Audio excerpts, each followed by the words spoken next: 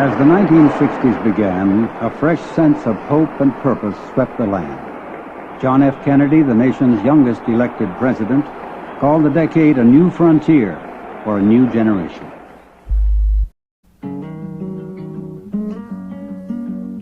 Times were changing, and young people were in the forefront. Some, known as hippies or flower children, dropped out of conventional society to seek a lifestyle based on freedom and love. Their long hair, unusual clothes, and laid-back attitudes amused some and outraged others. The 60s saw great strides in space exploration. Here, an American astronaut tethered to a spacecraft floats above the Earth. Challenged by Soviet achievements in space, Kennedy vowed that Americans would reach the moon by the end of the decade. In the early 60s, young blacks defied segregation laws by staging sit-ins at lunch counters that were all white. As the decade progressed, the struggle for equality resulted in tremendous social upheaval. In 1963, Vice President Lyndon Johnson became president after Kennedy was assassinated. Here he is sworn in aboard the presidential plane, Air Force One, as Mrs. Johnson behind and Mrs. Kennedy look on. The assassination stunned the nation and foreshadowed violent times. As the decade wore on, the nation became deeply involved in a war in Vietnam. Anti-war demonstrations such as this one provoked counter-protests in support of the government. Between young and old, black and white, pro-war and anti-war, the voices grew angrier and the nation more divided.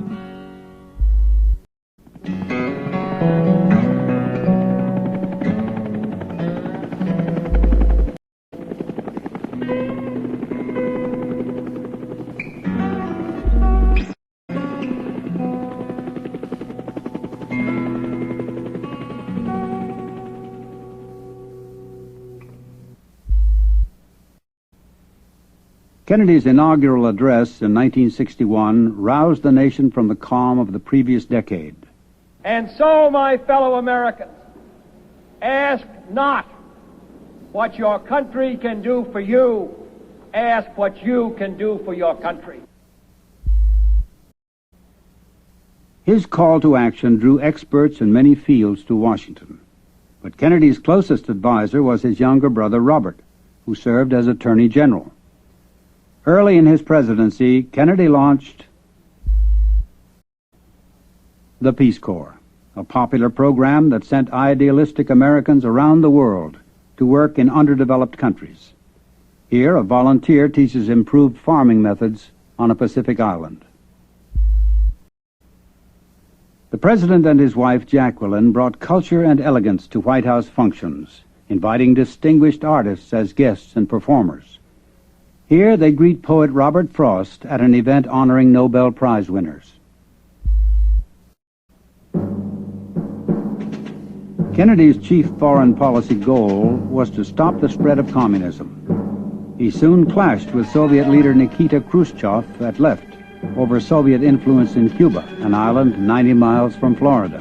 In 1961, Kennedy supported a secret invasion of Cuba, an unsuccessful mission to overturn the communist government. The following year, the Russians installed nuclear missiles in Cuba. Kennedy ordered them removed and sent American ships to blockade shipments of additional weapons to Cuba. For nearly a week, the world stood on the brink of war. Finally, Khrushchev gave in. Here, an American Navy destroyer in the foreground and a Navy plane monitor a Soviet ship carrying missiles from Cuba. In Southeast Asia, Kennedy faced another challenge. Communist North Vietnam threatened to overrun South Vietnam, which had received American support since the 1950s. Kennedy increased the number of military advisors in South Vietnam from several hundred to several thousand. At home, black Americans took their struggle for equality to the nation's capital. In August 1963, thousands marched to demand strong civil rights legislation. Martin Luther King Jr. inspired the throng with his vision of racial equality. "I have a dream," his voice rang out. On November 22, 1963, after arriving in Dallas, Texas, the Kennedys rode in a motorcade through city streets. Suddenly, tragedy struck as shots rang out, and the president was hit. Kennedy died that afternoon. The young president's death shocked the entire world. Millions watched the tragedy unfold on television and mourned with his family. Here, his widow and his brothers walk in the funeral procession. For many, it was a turning point in the decade. President Johnson moved swiftly to take command and continue Kennedy's programs. Here he meets with civil rights leaders Martin Luther King Jr. at left and Whitney Young. Drawing on his vast political experience, Johnson pushed through a strong civil rights bill that had stalled in Congress. It outlawed discrimination in employment and segregation in businesses that served the public. In 1964, Johnson was elected president in his own right. He immediately set forth his vision of a great society, a nation that would assist needy citizens such as this family. Hundreds of bills were passed in support of Johnson's War on Poverty. These children are participating in Head Start, a program that offered free preschool training to disadvantaged children. Other programs of the Great Society provided job training, medical care, and housing assistance. At the same time, Johnson expanded the nation's involvement in Vietnam.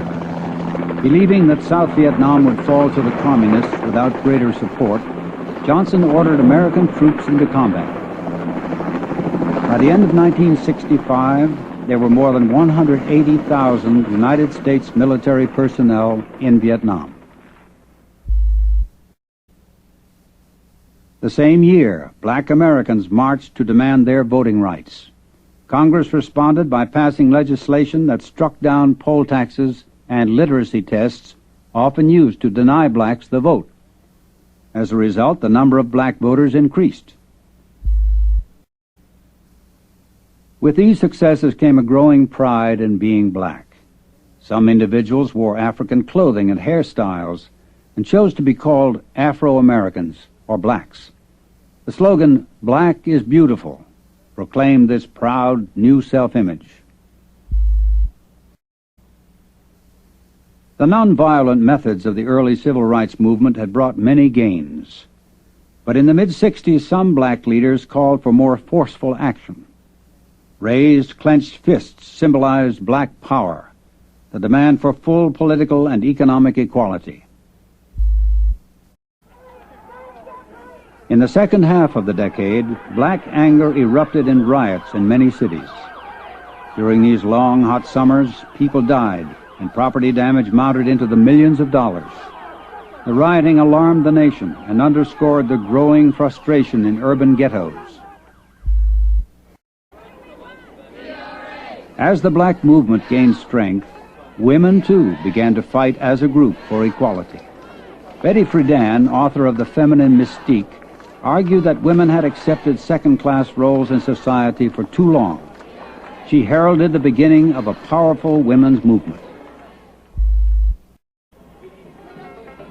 A movement to clean up the environment attracted many supporters. Concerned citizens lobbied for anti-pollution laws to safeguard air and water. The environmental movement was part of an awakening to new values that emerged in the 60s.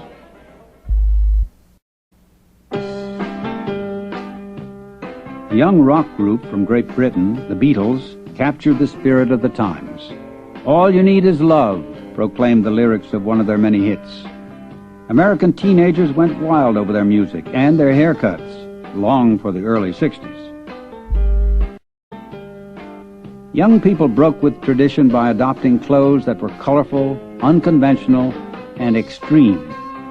Skirts were either very short or very long. Youth set the trends, and adults soon followed. Art was also lively and unconventional.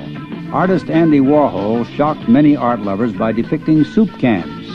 He pioneered pop art, which used everyday objects and cartoons as subjects. Hippies practiced their own form of art. Some decorated their cars with bright colors and wild images. Others created tie-dyed clothing to wear. Do your own thing was the slogan of the counterculture, a lifestyle for people who rejected materialism and middle-class values. Some formed groups called communes that shared housing and food and sought a simpler way of life. Rock concerts attracted masses of young people. Brightly flashing lights simulated the effects of psychedelic drugs such as LSD, which alter the senses. Many people experimented with drugs during the 60s.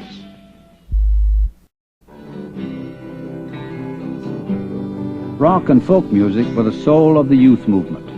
The protest songs of Bob Dylan and Joan Baez became rallying cries against social injustice and against the growing war in Vietnam. By 1968, almost 500,000 Americans were fighting there.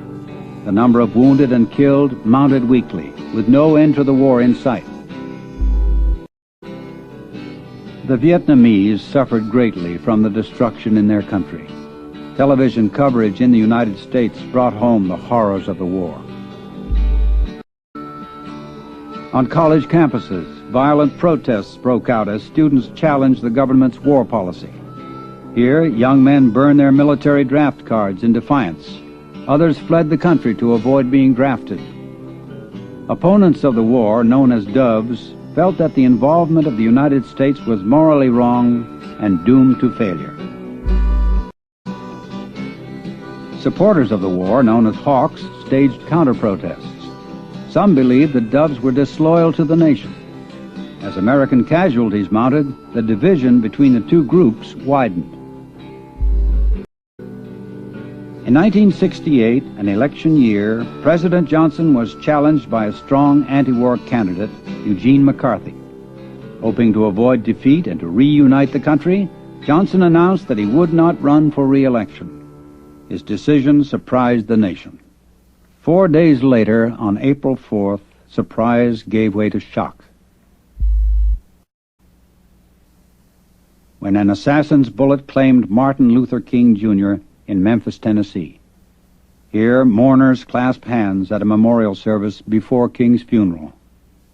Outrage turned to violence as another wave of riots swept the cities. Stunned and disillusioned, many Americans looked to presidential hopeful Robert Kennedy to heal the nation's wounds. But in June, tragedy struck yet again. Robert, brother of John Kennedy, was assassinated in Los Angeles. Against a backdrop of violence, Democrats gathered in Chicago to nominate a presidential candidate. As the nation looked on, police and youthful war protesters clashed in the streets. The violent confrontation looked to some like revolution. The chaos frightened many people who saw the very foundations of government under attack. In 1968, many Americans still supported the war. They were weary of social unrest and disrespect for traditional values. Republican candidate Richard Nixon appealed to these people, whom he called the silent majority. He promised that if elected, he would restore law and order and end the war with honor. In a close race, Nixon defeated Democratic candidate Hubert Humphrey. Throughout the tumultuous decade, the space race had continued. Advances in technology made the goal of a moon landing a real possibility. Here, technicians monitor a test launch at the Kennedy Space Center in Florida. On July 20th, 1969, the nation rejoiced when American astronauts landed on the moon. As he set foot on lunar soil, astronaut Neil Armstrong said to millions watching on television, "It's one small step for man, one giant leap for mankind." Here, Edwin Aldrin, Jr. salutes the flag that he and Armstrong planted on the moon.